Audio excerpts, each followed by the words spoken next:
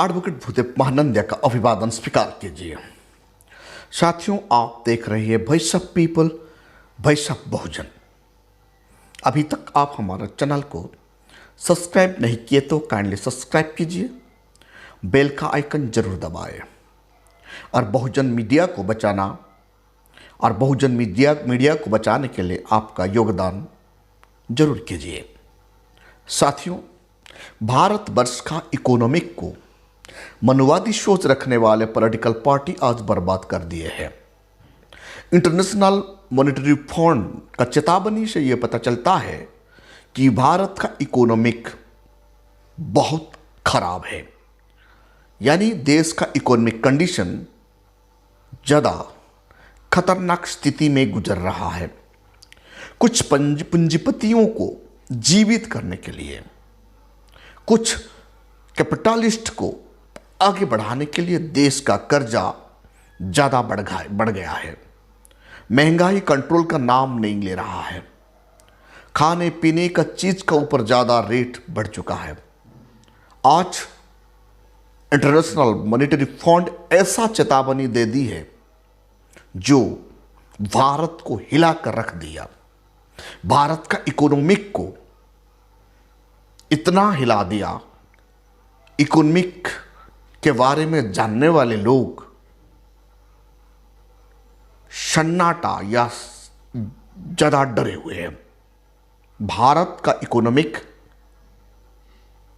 इतना खस्ता हालत का भी नहीं हुआ था। साथियों, ये बात एक्स हैंडल में भी देखने के लिए मिल रहा है। दिनेश का एक्स हैंडल में भी ये बात सामने आ चुका है। आज इंटरनेशनल मॉनेटरी फंड का जो चेतावनी है, वो चेतावनी क्या है? वक्त वक्त पर इंटरनेशनल मॉनेटरी फंड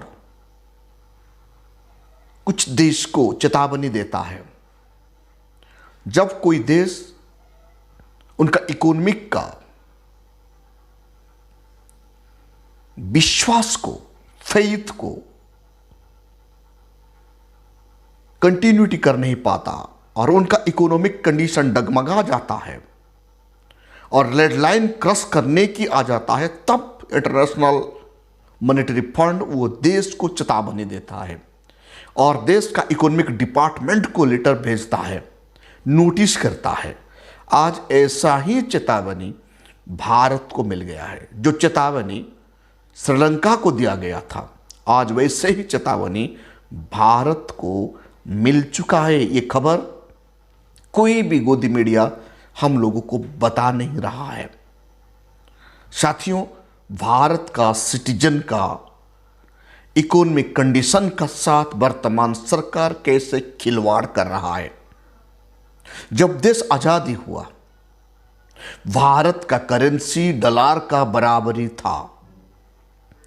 साथियों, हमारा देश का economic condition international monetary fund का रिपोर्ट से पता चलता है 1947 टू 2014 हमारा देश 55 लाख करोड़ कर्जा था।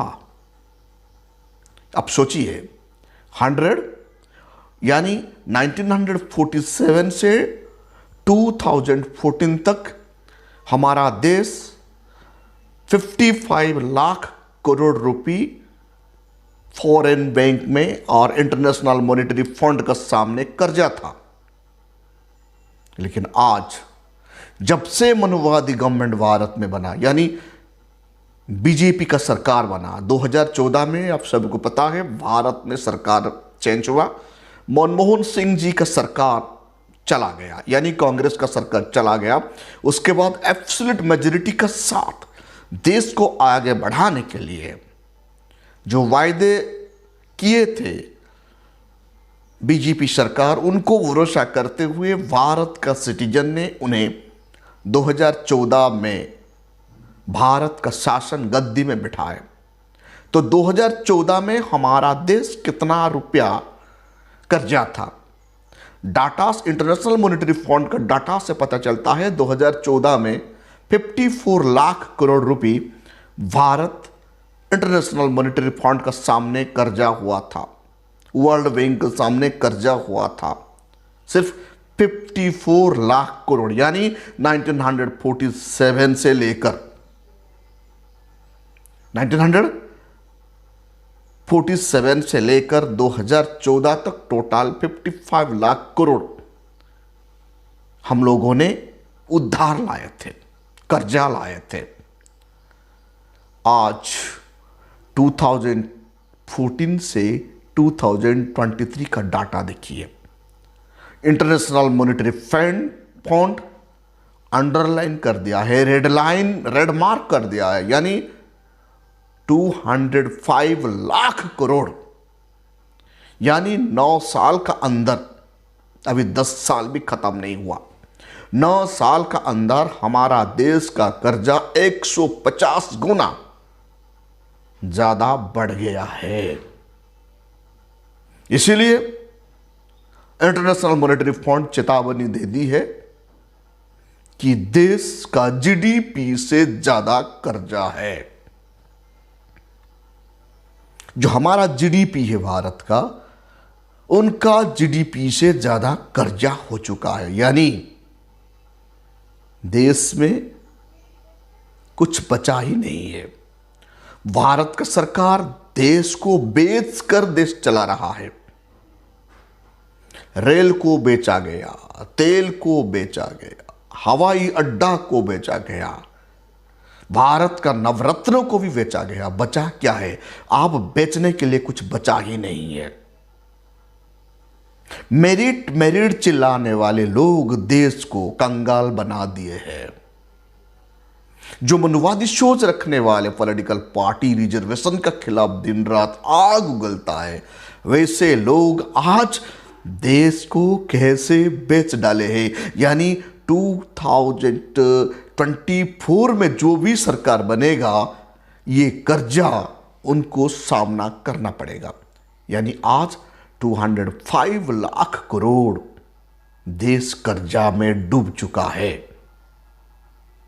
जो प्रीवियस गवर्नमेंट था 1947 से 2014 तक, उस गवर्नमेंट का पीरियड में इतना मोनी हमारा देश कभी कर्जा ही नहीं हुआ था। देश का कोई भी पीएसयू को बेचा नहीं गया। भारत में नया पीयू बनाने के लिए कोशिश किया गया। देश आज जो स्थिति में आ चुका है, मुझे प्रतीक हो रहा है लोगों का जेब से अब पैसा चला जाएगा। देश का इकोनॉमिक सिर्फ कुछ पूंजीपतियों का हाथ में रहेगा।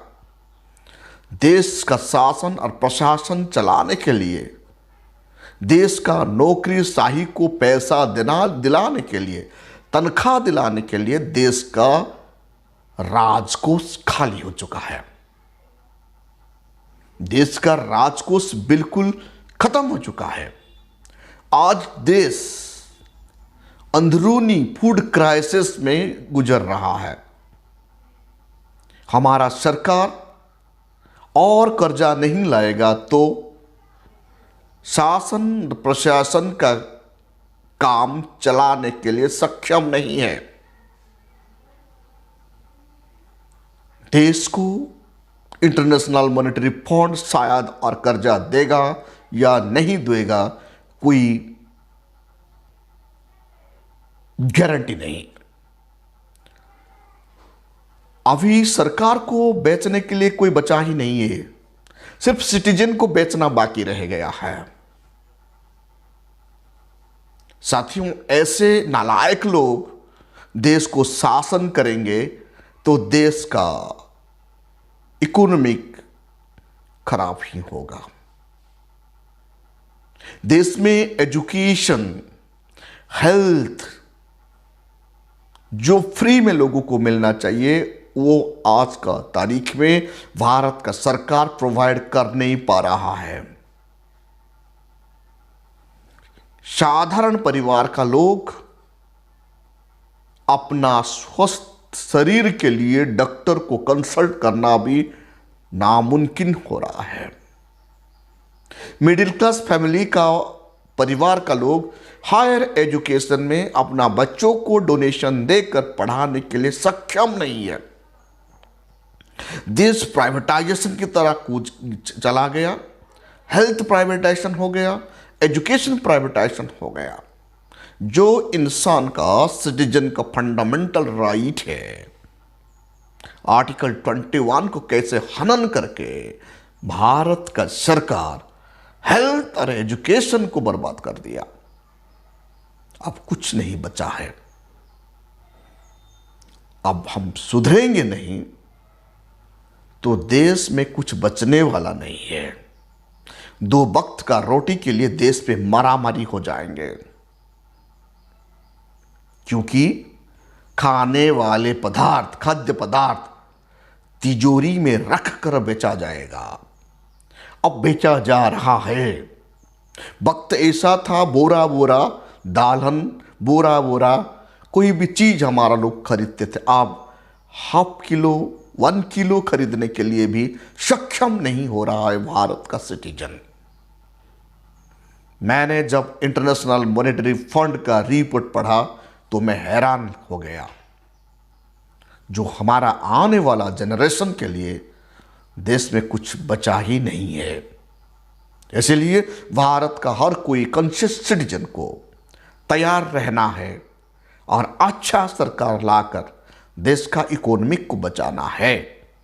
नहीं तो हमारा देश इकोनॉमिक क्राइसिस यानी फाइनेंशियल इमरजेंसी की तरह बढ़ रहा है। ऑलरेडी देश फाइनेंशियल इमरजेंसी की पहली चरण पर खड़ा हो चुका है। हम लोग भारत आज फाइनेंशियल इमरजेंसी का एड्ज पर खड़ा हो चुका है। कब और किसी मूवमेंट में भी फाइनेंशियल क्राइसिस लोगों को असर हो जाएगा, क्योंकि international monetary fund, world bank अब भारत को पैसा देने के लिए डर रहा है। जो देश 205 लाख करोड़ कर्जा हो जाता है तो सोचिए वो देश का जीडीपी क्या होगा। यानी हमारा जीडीपी से ज्यादा कर्जा हम हो चुके हैं। तो देश का सिटीजन को इसके बारे में गंभीरता से सोचना पड़ेगा, गंभीरता से लेना पड़ेगा। हमारा बैंकिंग सिस्टम कंगाल हो चुका है। हमारा रिजर्व बैंक ऑफ इंडिया का पास उतना ताकत नहीं है देश को संभालने के लिए, उनका लिक्विडेशन को देश का हित में देने के लिए, क्योंकि उनसे पहले ही उनका लिक्विडेशन को हमारा सरकार जबरन उठाकर खत्म कर चुके हैं। रिजर्व बैंक ऑफ इंडिया का पास एक लिक्विडिटी रहता है, जो लिक्विडिटी इमरजेंसी पीरियड में देश का इकोनॉमिक को सुधारने के लिए वो रिलीज करता है। लेकिन वो कोर्स पहले ही खत्म कर चुके हैं हमारा भारत का सरकार। इसीलिए सरकार को चलाने के लिए, उनका खर्चा को मिटाने के लिए, एडमिनिस्ट्रेटिव खर्चा को मिटाने के लिए, जुडिशियरी खर्चा को मिटाने के लिए, लेजिस्लेटिव खर्चा को मिटाने के लिए कर्जा लाना पड़ेगा। और मतलब हमारा देश में जो इकोनॉमिक क्राइसिस है जल्दी ही सामने आ जाएगा। साथियों, आप देख रहे हैं voice of people, voice of Bahujan. अभी तक आप हमारा चैनल को सब्सक्राइब नहीं किए तो काइंडली सब्सक्राइब कीजिए और बेल का आइकन को जरूर दबाइए। जय भीम।